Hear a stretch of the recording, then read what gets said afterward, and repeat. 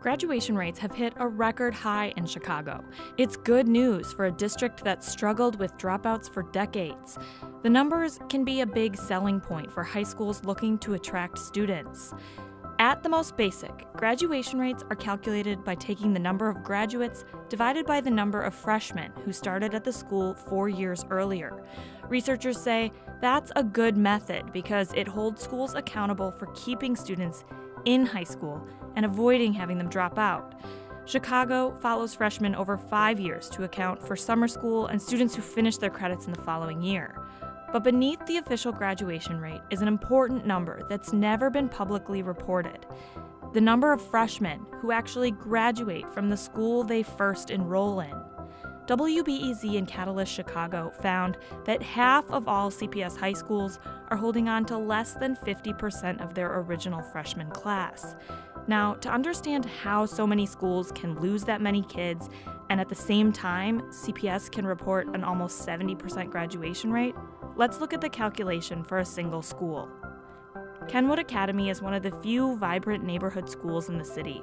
It's located on the south side near the University of Chicago and has an official graduation rate of 85%. In 2009, 439 freshmen walked through Kenwood's doors. Over 5 years, 66 left CPS to attend private schools, schools in the suburbs, or schools outside of Illinois. CPS makes that number the denominator in the graduation rate calculation. Over that 5 years, another 54 students dropped out, leaving 317 total graduates. That number becomes the numerator in Kenwood's graduation rate for an official rate of 85%. But those 317 students didn't necessarily graduate at Kenwood. 12 transferred to other high schools in CPS and still went on to graduate. Another 29 were technically dropouts, but then re-enrolled in an alternative school to earn their diploma.